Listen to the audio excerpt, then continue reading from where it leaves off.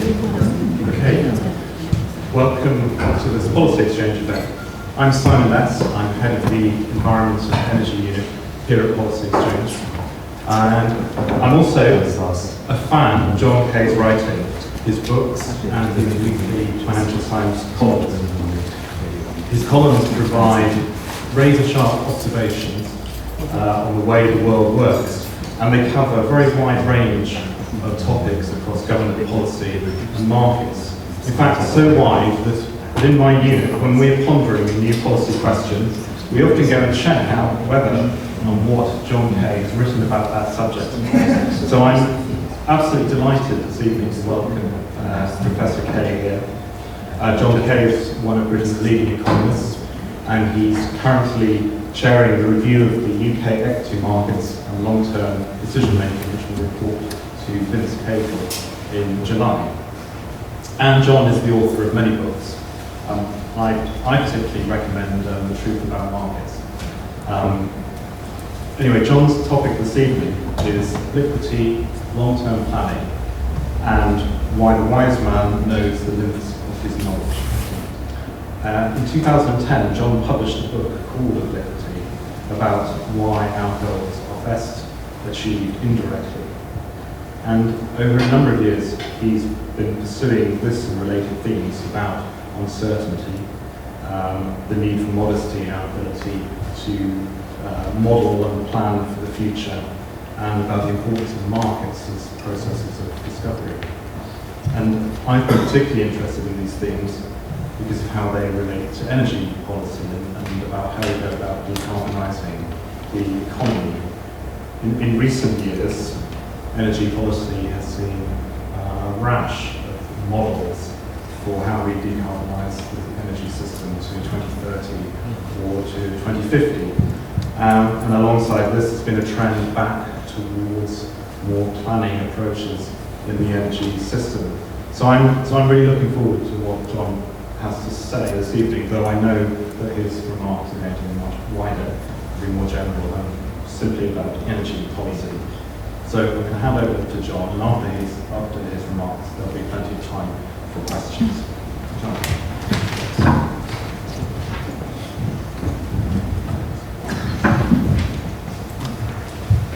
Thanks, Simon, and I've talked about a dozen times in the last 2 or 3 weeks about equity markets and equity market review.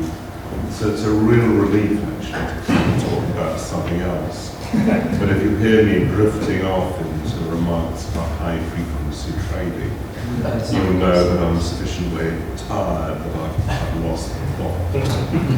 I hope, however, to avoid doing that. I want to start with a perspective about as different as is possible, which is that I want to tell you a story of me when I lived in Oxford, and it was before I lived in London, before I actually knew London very well at all. And I was living in Oxford, and some friends invited me to dinner at their house in Hyde Park Gardens. And as you often do if you're young and you don't know London, and you're going to somewhere you don't know, you ask what's the nearest tube station. And they helpfully told me Lancaster Gate. I think some of you can already get a sense of where this story is going. Because of course what I did was I took the train to Paddington Station, and when I got to Paddington I asked how do one get from Paddington to Lancaster Gate, and you could see if you look at the tube map it's very easy. You just go 2 stops on the Circle line from Paddington to Notting Hill Gate, you change trains and it's only 2 stops on the Central line from Notting Hill to Lancaster Gate. If you look at the map on the right, you can see the journey you're actually making. You basically travel 1.5 miles west on the Circle line and retrace your steps east on the Central line. And actually walking from Paddington Station to Hyde Park Gardens is less than 500 yards. The story gets worse, actually, because I thought when I created this slide, I'd ask the Transport for London website to tell me how to get it into Hyde Park Gardens. It had a better idea. It told me to get out, walk out the front of Paddington Station. Then I should get on a bus and go one stop north, Eastbourne Terrace, at which point I should get off the bus and walk to Hyde Park Gardens. And you can see the reasoning for that. If I were to use the services of Transport for London to go from Paddington to Hyde Park Gardens, that's actually the most efficient way of doing it. But of course it's more efficient still not to use the services of Transport for London at all. Now, there are 2 points to this story. The first is that a map is a particular kind of model. And we might be inclined to say that obviously the tube map is a bad map and a bad model. But actually, the tube map isn't a bad map or a bad model.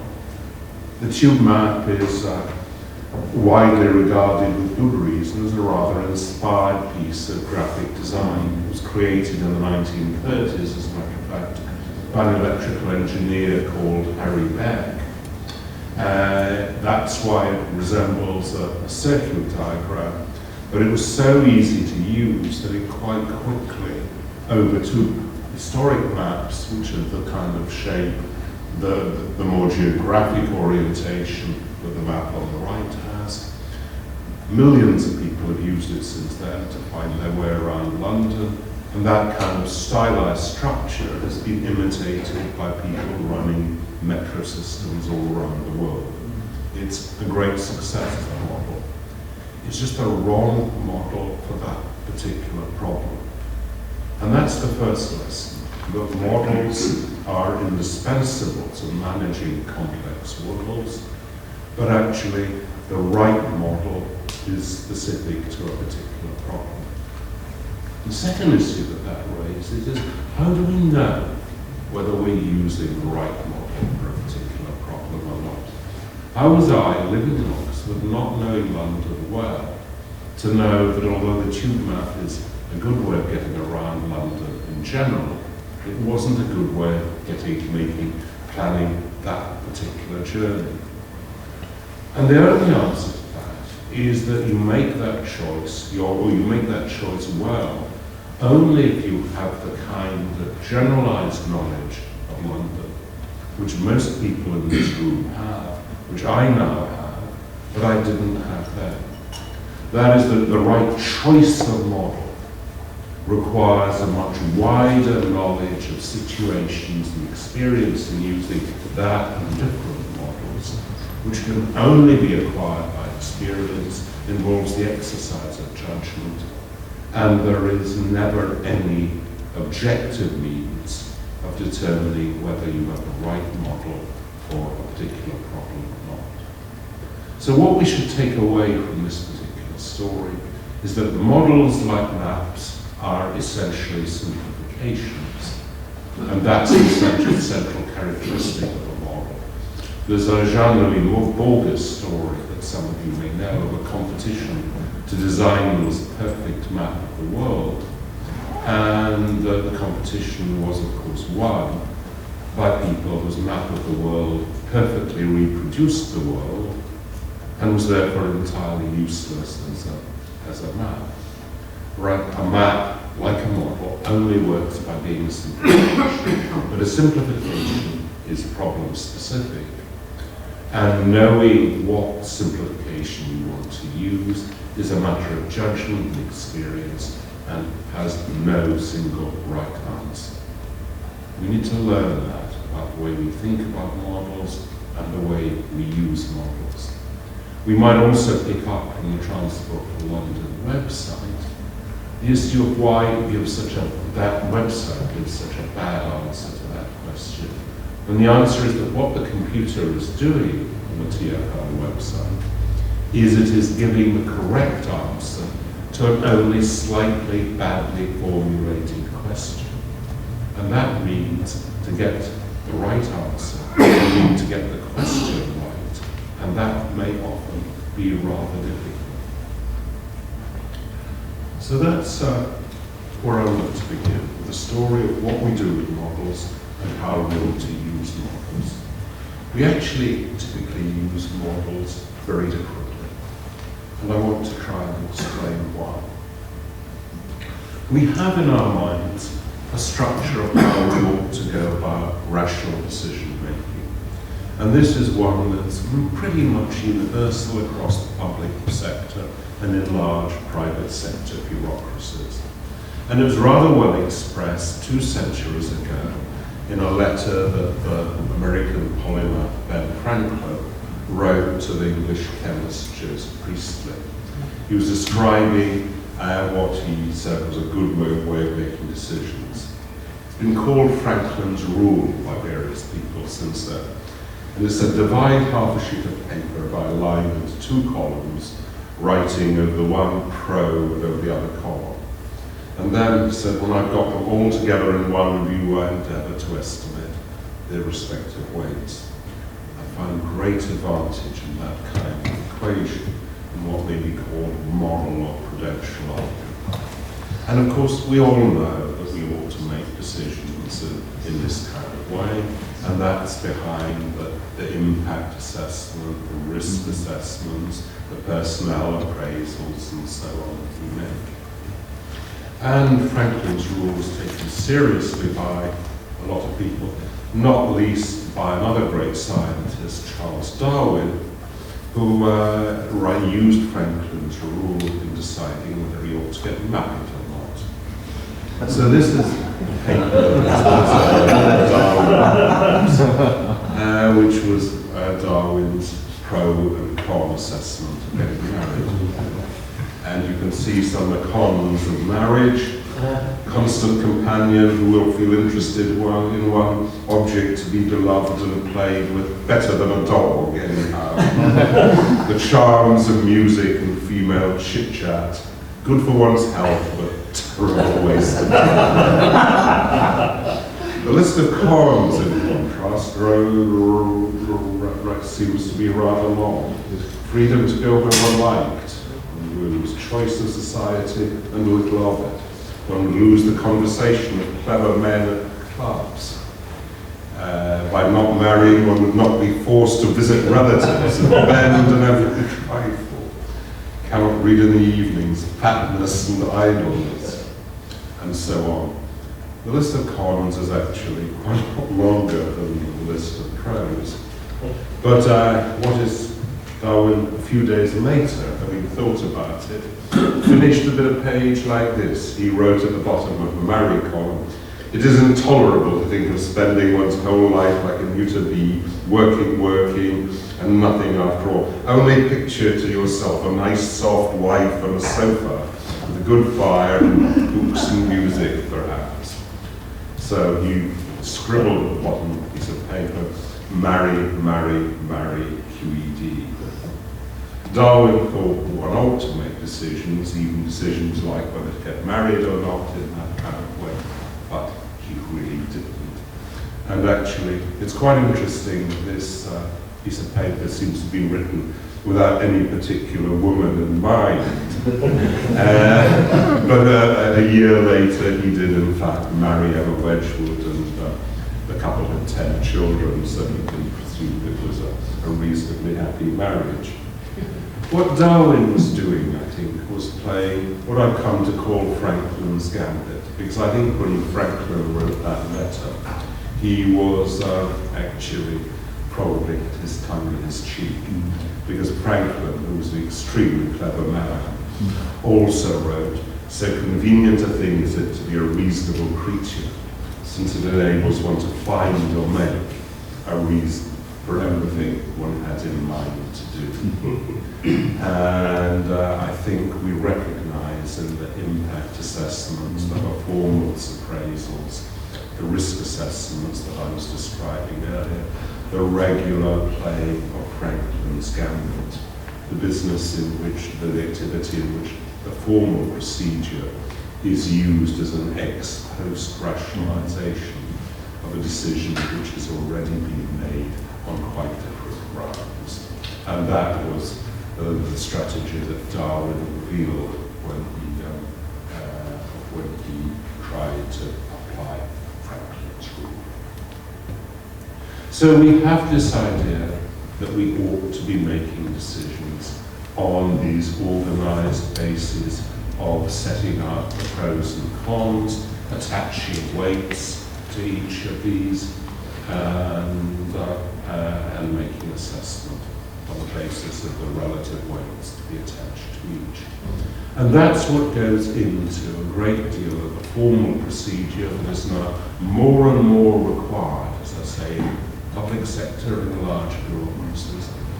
And what I want to talk about particularly tonight is the way that's used in the business of modelling across the public and indeed private sectors.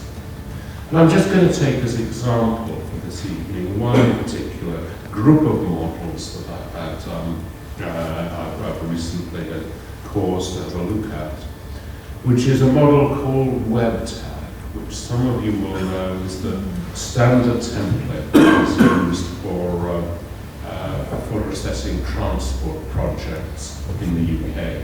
Indeed, if you're going to acquire government funding for a transport project, you are actually required to explain the case for the project which you're putting forward using WebTag. Well, a WebTag, you can look it up on the internet. You can find the manual which users of WebTag have to apply, and you will find data such as this, for example. If you want, you have to, central input into WebTag is the value of time which will be saved by any particular transport scheme or transport improvement. And a couple of applications of this modelling structure which I gave particular attention to were the modelling which lies behind the high-speed train project from London to Birmingham, or the modelling which lies behind the Edinburgh tram project, which, as a matter of fact, is what got me interested in WebTag in the first place. In order to apply WebTag, you need to look at, I think it's 17 categories of possible people affected by the transport project, and there's a different value of time to be attached to every one. Well, I came here by taxi this evening, and you'll see that's a particularly striking application because I'm sitting in the back of the cab. I'm regarded as a plutocrat whose time is worth £44.69 an hour, whereas the driver in the front of the cab, his value of time is only £9.77. If we were in a bus, on the other hand, the driver's time would be worth slightly more, at £10.18 apparently. But driving a bus is regarded as a higher skilled, or at any rate, higher paid activity than driving a cab. But the bus passenger's time is valued only at £20.22. And so it goes on. Cyclist time is worth £17, but if you can afford a motorcycle, or you prefer that, it becomes worth £23, and so on. Now, of course, you don't just need to know this or what this was in 2002, which is when this particular table was compiled. In fact, it wouldn't be in the least interesting what it was in 2002, because you're not going to save any time in 2002. That's already been spent. You need to know what it's going to be over the whole life of the project. Well, I've got good news for you. WebTag tells you that. It tells you the rate at which these numbers will increase on a year-by-year basis from now over the next 50 years. So, for example, in 2000, you have to distinguish between the value of times in work and the value of times if you're not working. And for example, in 2051, for some reason or another, the rate of increase of the value of working time falls from 1.97% a year to 1.9. 0.491% a year. The value of non-working time, on the other hand, falls from 1.58% a year growth to 1.53%. And so it goes on. There are a great many other things you're going to need to know. For example, if you're going to calculate these time values, you'll need to know how many people there are going to be in a car. Well, it tells you how many people there are going to be in a car. You simply put numbers into another spreadsheet that gives you that information. And so on, and so on, and so on. Now, what is happening here? What we're doing is saying we're trying to imagine a structure in which we know, we could know everything that we would need to know in order to make a particular decision. We imagine that structure and we create a huge spreadsheet that inputs all the data that might conceivably be relevant to that decision. We then discover that most of that data we don't actually know. And we then respond to that not by saying, perhaps this wasn't a very good idea. We respond to it by saying, well, in that case, we'll have to make all this data up. And that is what happens. And that creates the process and the committee structure and so on that has generated all these numbers. You know, a lot of work has gone into debating and considering what these numbers actually ought to be. Now, I think almost everyone in this room, by the time I got to this particular slide, would have concluded that there's something slightly mad, indeed almost deranged, about this particular exercise. But what exactly is wrong with it? Well, quite a lot of things. Almost everything that goes wrong with it arises from the fact that we simply do not know the things that the model assumes we would have to know. One result of that is, since most of the numbers are invented, they can usually be selected to deliver the desired result. I mentioned the two exercises which I had looked at in relation to the application of WebTag. The Edinburgh tram at one end of the spectrum, and the high-speed train at the other end of the spectrum. Having been through the data and calculations that were made there, in relation to the tram, in my view, it's clear in 10 minutes with the back of an envelope that you can see this was a ludicrous project from inception. In the case of high-speed train, having read the rather detailed assessment, I don't honestly feel any the wiser as to whether that particular project is a good one or not. But actually, in both cases, the people who commissioned the study very much wanted the project to come out with favourable results, and it's not very surprising that the assessment that went through these models actually did. The activity of applying this particular model is in fact dominated by a small pool of consultants who specialise in doing this kind of assessment, and in fact it's so complicated and so specialist that it would essentially be impossible for anyone who was not one of these consulting firms or who did not have a background in one of these consulting firms actually to do the exercise. And these people obviously want to get more business, and I'm sure that doesn't affect their judgment in any way, but nevertheless there is some tendency, one observes, for results to match the predilections of the sponsors. More than that, we don't know very much about the future, but the future is assumed to be essentially similar to the present, except for rather mechanical projections of demand, incomes, etc.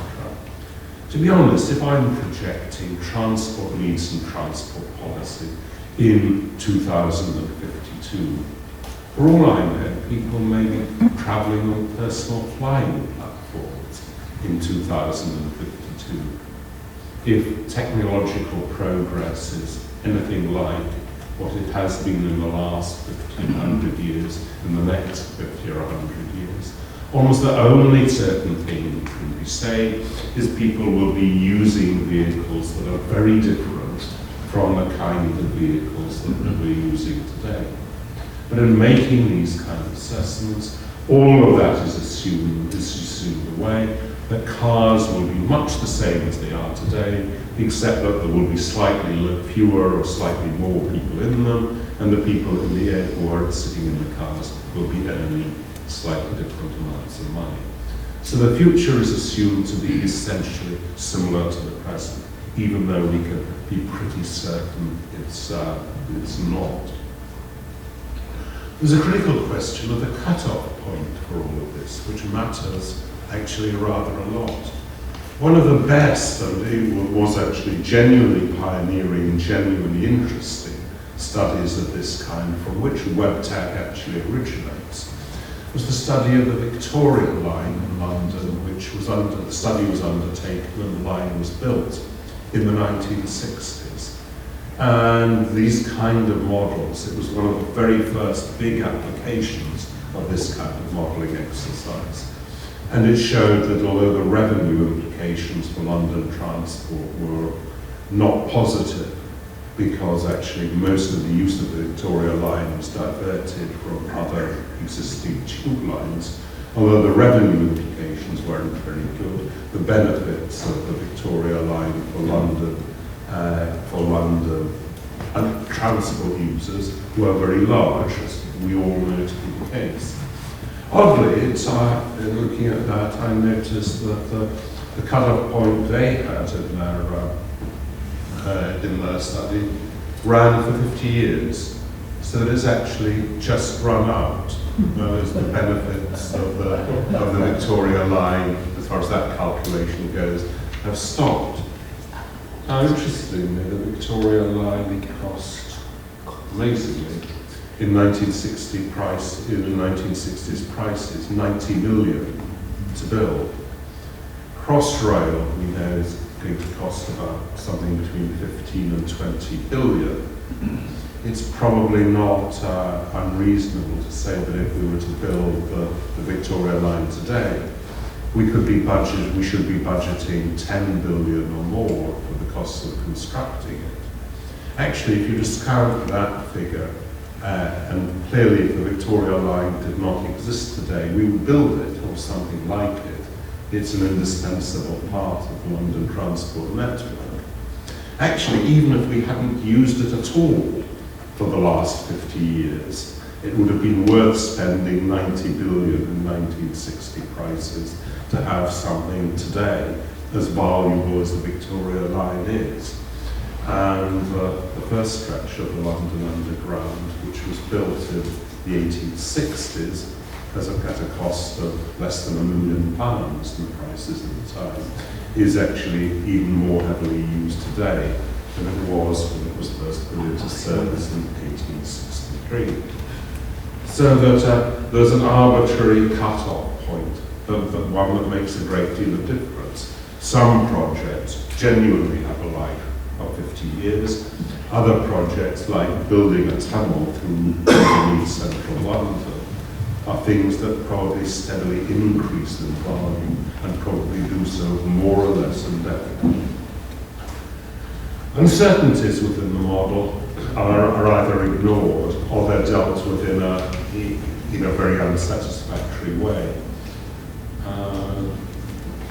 The Edinburgh tram, which if it had been completed as projected, would have cost about twice what was initially budgeted. But there was a more than 90% chance in the consultant's estimate that it would come in below budget. If you ask how they got to that particular answer, then what they did was what is a standard method of risk assessment in all of this, which is you do loads and loads of simulations in which you put in a number of slightly different arbitrary numbers, and you call this a Monte Carlo simulation, which actually is a fair illustration, a fair description of the quality the thinking that goes into this kind of exercise. And quite what people think emerges from that, and why they believe they can attached probabilities to it, I'm not clear. What it means is that 90% of the simulations which they undertook on the basis came in the confidence intervals they described. And because that certainty is implied, very little value is attached in these exercises to flexibility or the options that are typically embedded in any project. That is, building a particular project allows you to do some other things in the future and prevents you from doing some particular things in the future. And these things can have a very large impact on the value of a project. But above all, the prescription of a kind of universal template. If you're going to get British government funding for a transport project, you have to do it in this kind of way, using this model in its extraordinary prescriptive detail. And that really blocks the route to the proper exercise of judgment and experience. My underground example was designed to illustrate the proper use of models, which is that a model is a simplification, not this wildly complicated, unmanageable spreadsheet exercise. And the right simplification is specific to a particular project. More than that, in the high-speed train example is a good example, a good instance of this. The cost of these exercises actually gets in the way of having a serious public debate. In the case of the high-speed train, there have been two assessments of the project using broadly this kind of model structure. One of them was undertaken by the government agency, which is effectively advocates for the project, and that, you won't be surprised, produces a positive result. The other was commissioned by a large group of local authorities who were opposed to the project and were willing collectively to spend the money needed to get someone else to go through it. And you may not be terribly surprised to know that that came out showing the project was a bad idea. The result of this, in fact, is that these models play no real role in meaningful public debate, and indeed the actual public debate is based on extremely superficial assertions by people for and against these particular schemes. That is, this doesn't illuminate proper public debate, it actually gets in the way. Now, when I say this, quite a lot of people, even people who are engaged in some of these kind of exercises, will agree with me. And then they say, but what are we supposed to do instead? Well, I think there are a lot of things we ought to be doing instead. Firstly, we should understand that models are simplifications, not complications of problems. And that we're not trying to construct models that are, as it were, perfect maps of the world, which therefore replicate the map. What we ought to be doing is developing simpler models that enable us to focus on the two or three key elements which will normally be critical to justifying or making the case for or against any particular project. In the case of the tram model, for example, it's a striking example of that. You discover quite quickly that there are two or three things that matter. There is traffic congestion at two particular points in Edinburgh, which will be affected positively or negatively by this. And the critical issue is not the speed of a tram at all, but the actual average speed of a bus passing through central Edinburgh. And if you really want to engage in exercise in evaluating the project, what you want to do is look at these two or three elements and not spend millions of pounds on a computer simulation of how people in Edinburgh will be going from one place to another in 2035. Knowing what the right simpler models are will typically require further detailed research. It'll also require kind of political judgment about the things that matter, and above all, it demands experience of similar projects.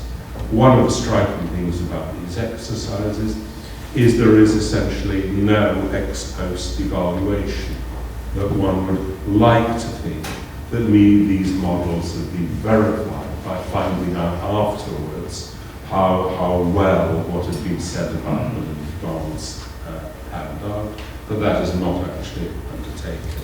Experience of similar projects, finding out what matters and what doesn't, and what we're good at anticipating and what we're not, would be helpful. On many issues, quantification will serve as a reality check, but more precise quantification is theorist. There are a lot of questions about which one might be able to say 10 million pounds is too small for an estimate of that number, and £1 billion is too big. And I don't really know what the number in between actually is. And very often that will be enough to take one quite a long way in an exercise in project analysis. And that's actually a better way of doing it than a complex spreadsheet that produces an answer that says the number is 283 million pounds, because you cannot have that kind of knowledge. We should use a greater flexibility at this converse to make much more piecemeal assessment of individual components of large projects, rather than putting things into big black boxes. For example, in the case of the high-speed train, there's a very obvious division of the project between three large cost elements, one of which is redeveloping Euston Station. Is Euston Station really anywhere anyone wants to go? Do many people find themselves conveniently in the neighbourhood of Euston Station? Building a tunnel from West London to Euston Station. Again, if we were going to build a tunnel under central London, is the one we really want to build one that goes from Old Oak Common to Euston? And finally, there's the cost of the line itself going from Old Oak Common to Birmingham. And once you've thought about the project in that kind of way, you start to be looking in a piecemeal way at the bits of it, instead of just throwing different numbers, constellations of numbers, into one gigantic solution. If we do it in that way, we should give a lot more attention to the valuation of flexibility, embedded options, terminal values. Because if we're looking at bits of the project, you can see many more combinations of possibilities, including possibilities of doing a bit now, a bit at a different time, than you can if you insist on doing a project as well. And above all, we should abandon the search for standard templates, the idea that there is a single right way of making decisions. In my view, the belief that this is possible is a fundamental misconception. And actually, what we've done in the case of this kind of model, is to insist on using the same model across a whole range of projects in a way that means that we're adopting a model that is not very well suited to any particular exercise of assessment. And that's, it would be like saying you're only allowed to navigate your way around London using the tube map. And even if you're programming a sat-nav for a taxi journey, the only information which the sat-nav is allowed to employ is the information which is on the tube map. That's why we spend a lot of time and we spend a lot of money engaging in exercises of the kind which I've been describing. We kid ourselves that this is part of a process of rational decision making, that we have what we would like to call evidence-based policy. But the reality is that we have what we actually have is policy-based evidence.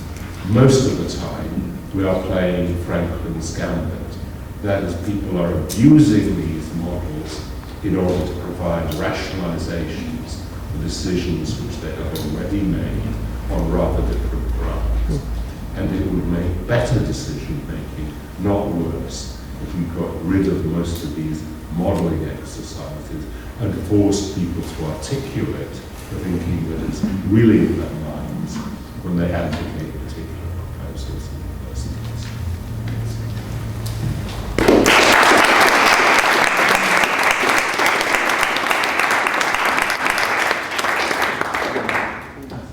Thank you very much indeed. Once people are thinking of questions, I'm going to ask the first one. Having heard what you've said about models and looking a long way into the future, do you think that there is any value at all in the sorts of models that the Department for Energy, the European Commission and others put together to look at how we might decarbonise the European or the UK energy system over the next 40 years?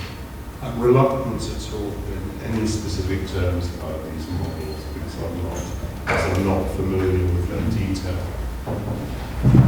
I'll make 2 points that seem to me to be characteristic of almost all models of this kind. One is they assume a knowledge of the future that we not only do not have, but could not possibly have. And we should use, as I described, quantification as an occasional reality check, but not attach the weight to these kind of modelling exercises we currently do.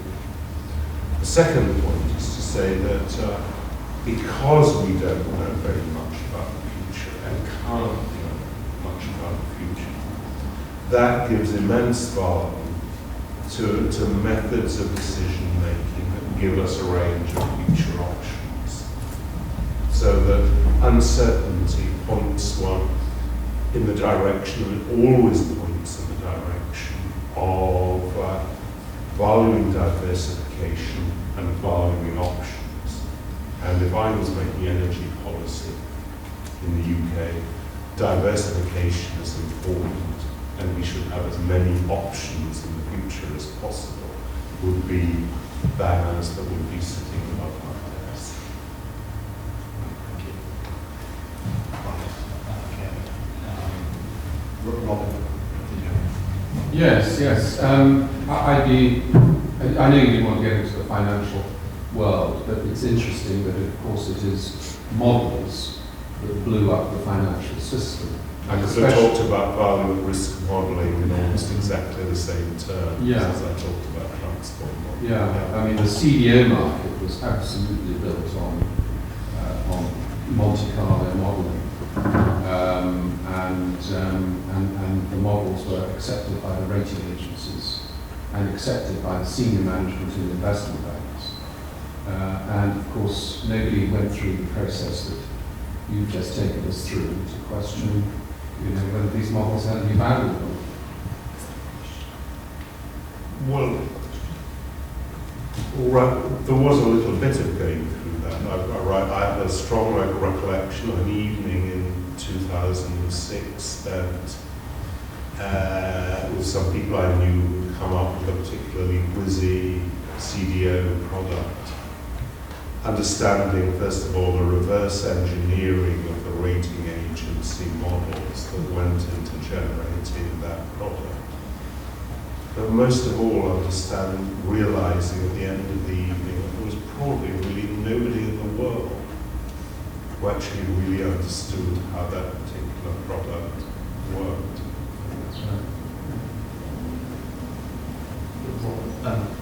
Yes, it's changing. Could people say who they are?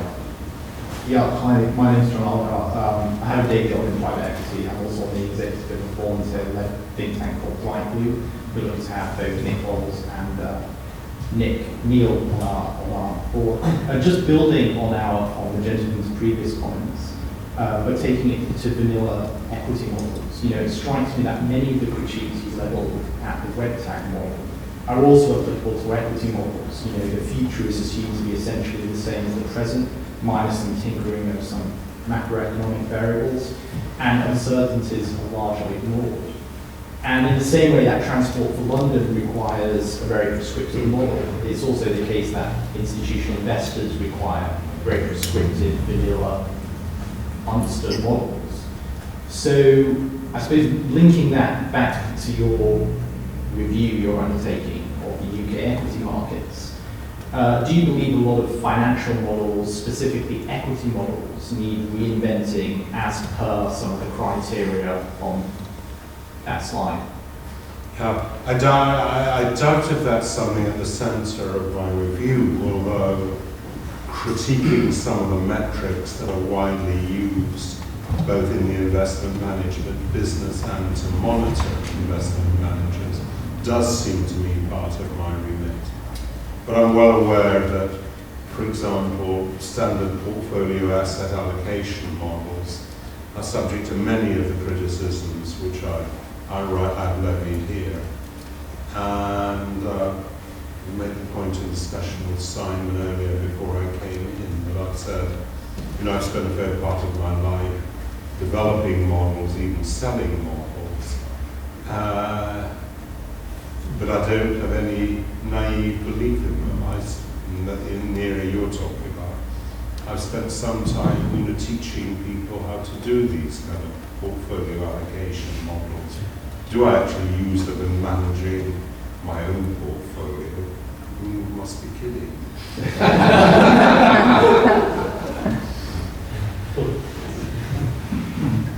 My name is Suraj and I'm from Cambridge Econometrics. We specialize in energy environment modeling. The points that you make about transport are well made, I think, because partly it's people have this belief, as in Vietnam, where we have the technology, and essentially you basically don't realize the weaknesses of your own methods. But in terms of climate change models and looking at the impacts up to 100 years ahead, people are looking at the diversity of models because people realize that one particular model doesn't really give you an answer. The idea is to simulate parts. So for example, we do macroeconometric models which are based on time series analysis. Others do geometric models which assume all sorts of very strict assumptions about perfect equilibrium. And there are time series models. So essentially you're trying to evaluate the range of uncertainty by different approaches. So I think this sort of transport modeling is very old-fashioned, but it is very, obviously, policymakers do like it. And I took your point about policy-based evidence or evidence-based policy, but in the macro field, I think people are much more aware that one, models are simplification, and two, you don't get it right, so you can't forecast, you can't always wrong. But the other thing is that everyone's a forecaster, so it's that kind of issue. Perhaps you might have comment on that. Yeah, for me, good models are metaphors. Yeah. They're simplifications that are designed to illustrate arguments. And they shouldn't be treated as more or less than Tim Tuttle. Tim Tuttle. Part of my interest on this is really the FAT, which is currently scheduled to be a platform under HS2, a useful platform there. It's a more general question. Going back to your earlier point, it all depends on the question you're asking. And if you were to ask the question to HS2 or not to HS2, I absolutely agree with everything you said. If, however, for whatever reason, probably bad reasons, you were trying to ask a different question, which was, we have, by political negotiation, a fixed amount of money for transport improvements for the country, and now we're trying to say which are some sort of ranking of those transport projects. Can you see any virtue in the standard template in that context? No, would be my answer to that. The idea that we find, a bad model, that we use a bad model for every appraisal because there is virtue in having the same model applied to every project, however diverse, does not seem to me a compelling argument. And I think we do have to make the choice you described. There is a limited amount of money available for transport projects in aggregate, and we have to ration that money. At the moment, the reality is we are rationing that money by arbitrary political decisions and doing these largely spurious calculations in order to appear to provide a rationale, for doing this.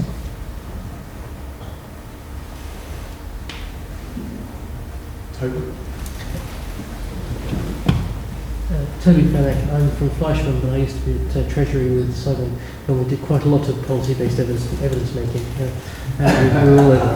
And that was specifically in the last regime, and in fact the first chancellor of the last regime, who was particularly keen on such things. I guess just picking up on exactly that question, is there, on the question of bad models versus good models, and if you're having a bad model and using it several times to do that kind of ranking, surely the problem that you would run into if you have specific models for each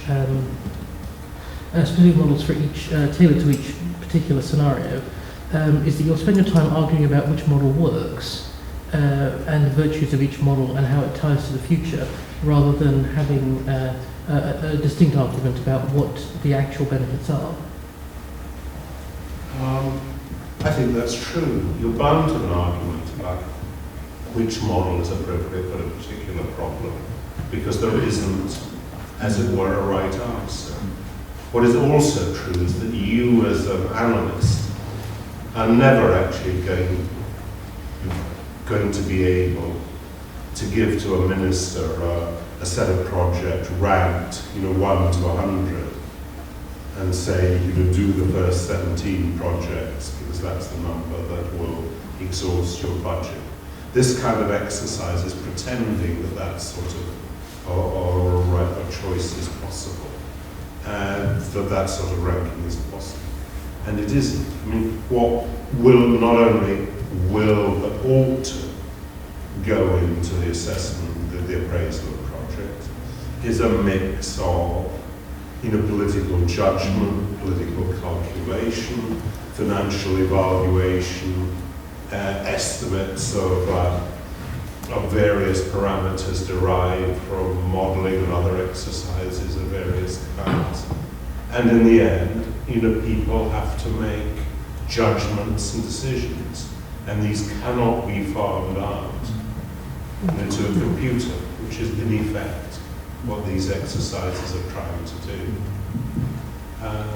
That's why I was trying in the kind of last slide to go through the exercise of what should we do instead? Because it's right that people say, we have to make choices.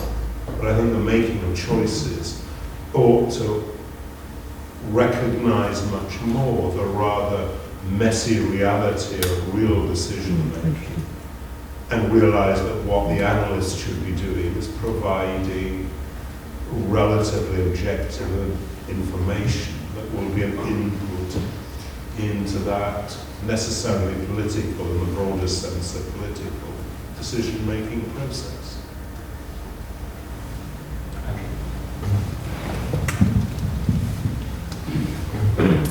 Andrew Manier. Looking at the climate models, most of the ones modelling temperatures, if carbon emissions aren't addressed over the course of this century, was suggesting that it would lead to a 5-degree increase in global average temperatures by 2100, taking year 2000 as a base.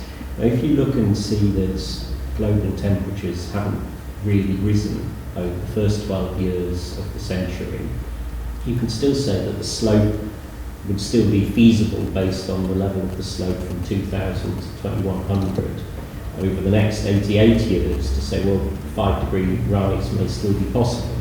But is there a point at which the model's just becoming prejudiced in terms of the time period if the temperatures continue to more or less keep on a flat basis from over the next few years? I think in the case of the models you're describing, the fact that they don't seem to have predicted the recent past very well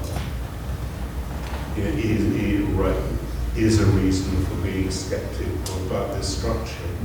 And I would myself feel much happier if instead of the very large, very complex models that have been constructed in that area, there was much more piecemeal modelling of elements of the system, of the kind which I've described, so that the model as a whole was a method of illustrating and giving understanding of the structure of the problems, rather than producing what are regarded as or not definitive predictions, but as things which are very widely treated as predictions.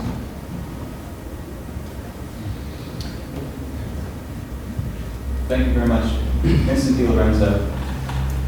I was wondering why we can't rely more on prediction markets rather than models for a lot of these large choices. I think it was Douglas Feith who was running the Defense Intelligence Agency about an idea of getting 3,000 experts together to trade when the next major terrorist attack would happen on the United States. He was fired for that, but I thought it was a great idea. How much is the train from Birmingham to London going to cost?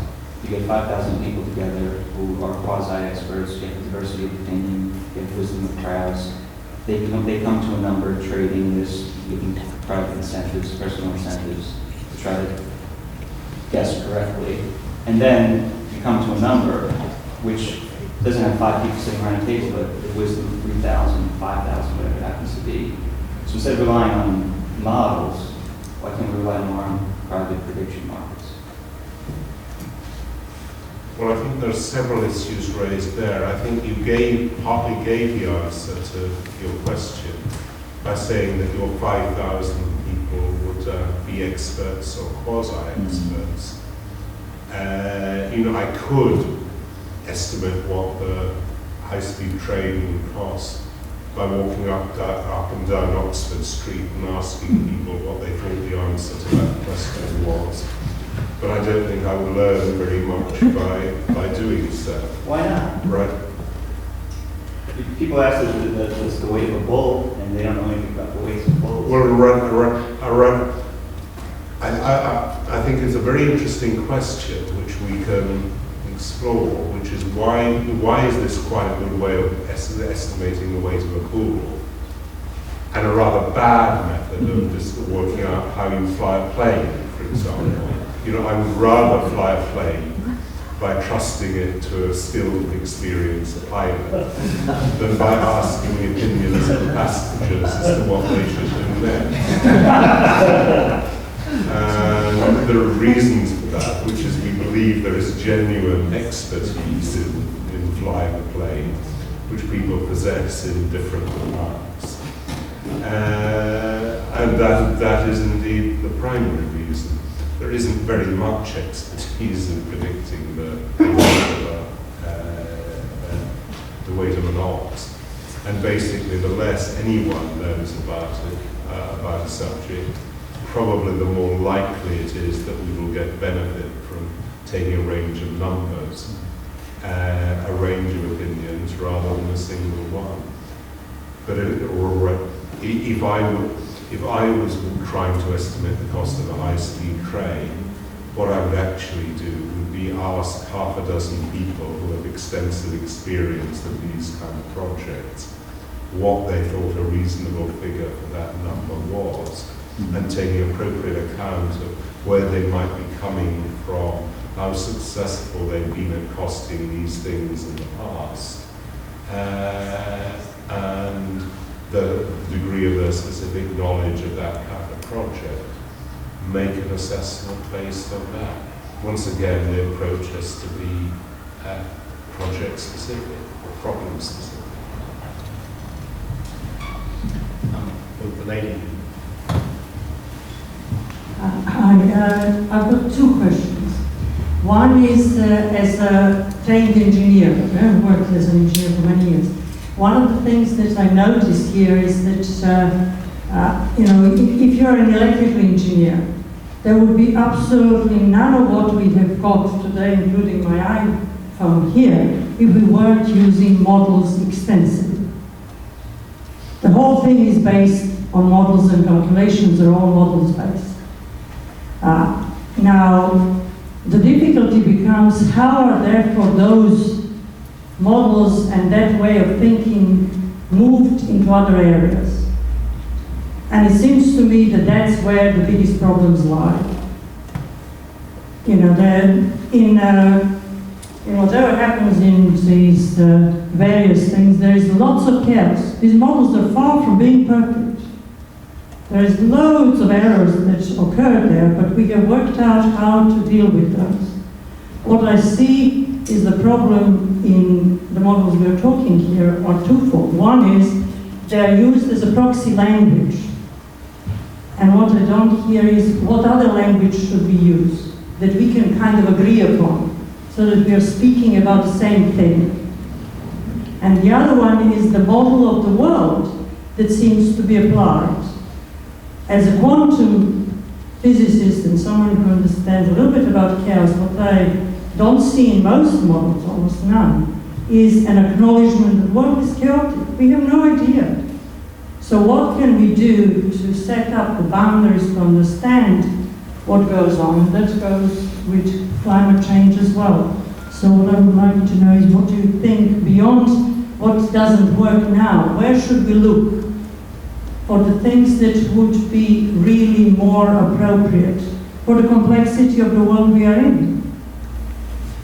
Well, nothing I said was intended to say that we should stop using models, either in engineering or indeed in economics or in policy. What I am particularly critical of is a style of modelling that assumes we know immensely more about the world than we actually do or could. And the structure of the model I've been describing is one in which you create, as I described, a spreadsheet that has all the data you could conceivably imagine wanting to know to arrive at the answer to a problem. And then, since you don't know any of them, very many of the numbers which are relevant to that decision, you just fill all the cells with invented numbers. Now, if people were doing that in an engineering model, right, people would know that the results they were coming up with were actually nonsense. Now, it isn't absolutely absurd even to do that, because you might come up with a number that said this could never work, or this parameter, this group of parameters don't matter. And that, will often be true. For example, we talked earlier about equity markets. You always want people who are setting up a new business to formulate a business plan, not because you believe that the numbers in the business plan are likely to bear any relation to actual outcomes.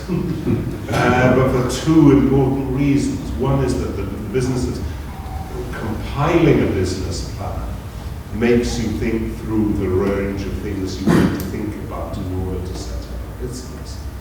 And the other is that if you can't construct a business plan that shows this business ultimately succeeding, then you know that this is not a business that anyone would want to go anywhere near. And these two things are useful, even though, as it were, the exercise of the detailed business plan contains elaboration, optimism, and a great deal of nonsense. There are real points in doing these kind of modelling exercises, so long as you understand the limits of the model. And we've talked about areas, including web tag and indeed climate change modelling, where people make the terrible mistake of believing that the things these very complicated models are telling them is in some sense true.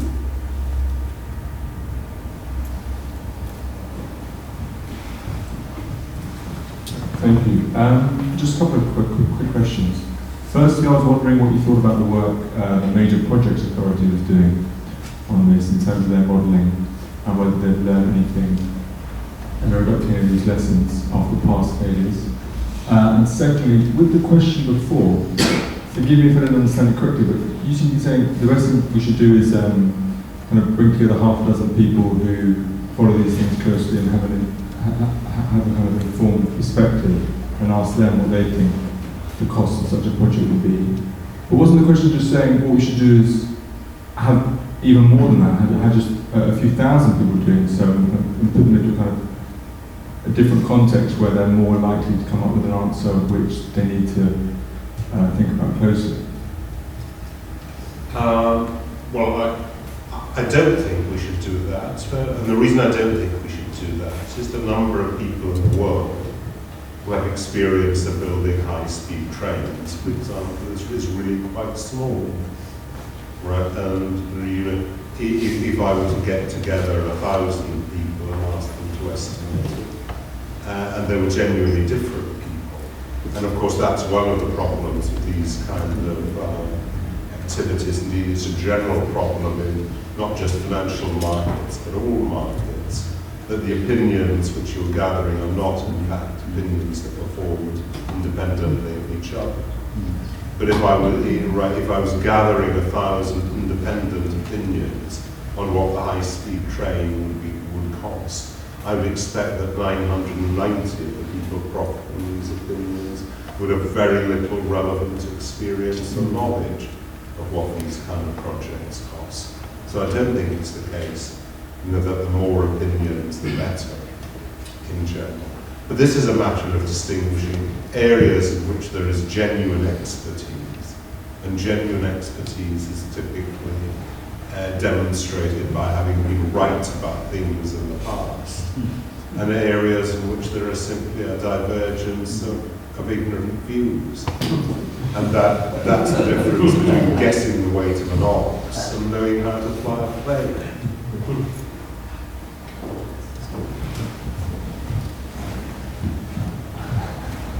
Peter Barnes. You may be aware that the government has today published a new national planning policy framework, which effectively replaces an unsatisfactory system which is very complex with an unsatisfactory system which has virtually no controls on planning at all. I just wondered if there would be lessons from your approach as to how a rational planning process should be constructed, and whether there is a role for modelling within that.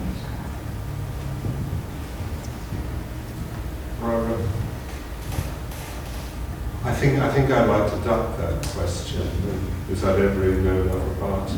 I'm pretty sure there could be a more rational planning system. I'm pretty sure we're a very long way away from beyond that. I don't think I want to say much.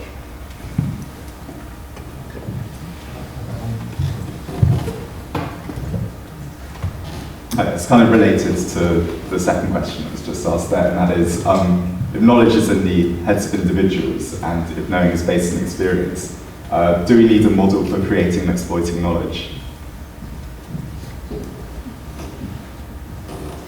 Depends what we mean by model.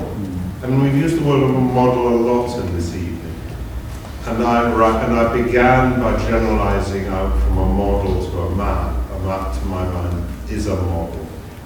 But it's not what people often think about as models, because they think of models as being, you know, rather elaborate, computer-driven, computational operations.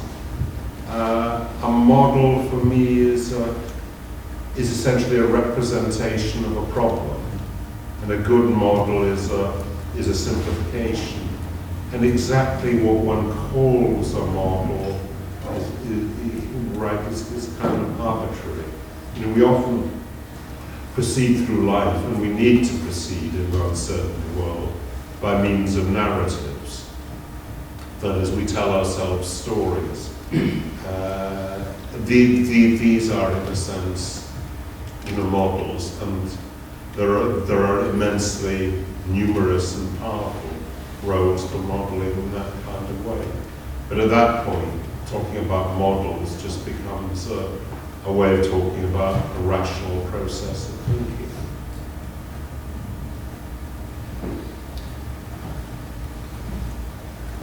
Hi, Mark Rogers.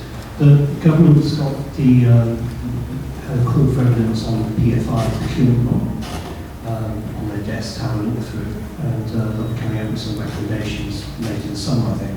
One of the controversial aspects of PFI, and there were a number, was the public sector comparator, which was a forward model for determining value for money. I just wondered if you had any thoughts on sort of whether those sorts of models should be pursued going forward as a means of determining, you know, sort of squidgy things like value for money and procurement decisions of where to move resources, whether they should be more standard, or whether we should take on board what you're saying today and have a much more flexible approach to this. I do have very strong views on that, which are that the PFI comparator models and the so-called value for money appraisals are some of the worst examples of bogus modelling I've ever seen, possibly the worst, in fact.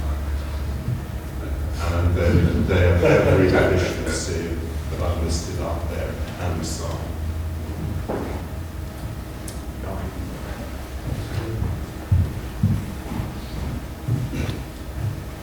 Guy Newey from Policy Exchange. John, you've talked a lot about using poor quality models in the decision-making process. Can you think of any examples of where in good decision-making processes in public policy, either in recent years or further back?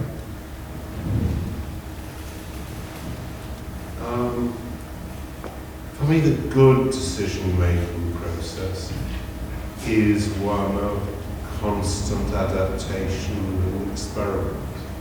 You know, my political hero, as it were, is Roosevelt, who adopted that as a philosophical approach, in effect. This goes back to the taking views. You start by taking views from a whole variety of conflicting sources. You make your own assessment, both of the views, the caliber and judgment of the experience you're giving, people are giving you views. You try things out, and if they don't work, you abandon them and you start again. And you're making decisions within some loose overall framework of the direction in which you want to go, but are willing to adapt constantly to events as they enter events and information, as they suggest a changing trajectory towards these particular goals. And in these terms, the man had two large objectives in one sense, which were to save the world from aggressive militarism and rescue American capitalism from the Great Depression, and he succeeded ultimately in doing both.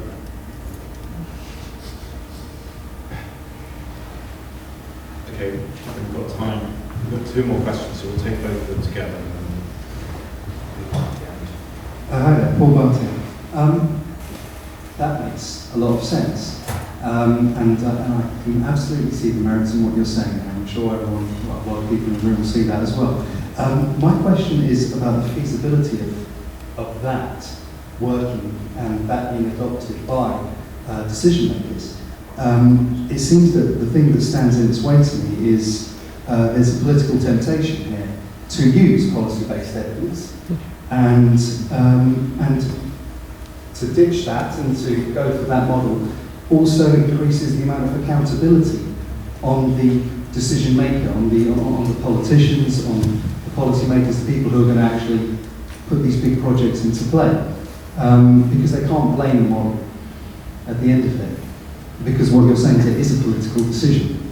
So how realistic is it that that sort of approach will be adopted when it means giving up on using policy-based evidence and it increases accountability and responsibility onto the decision makers?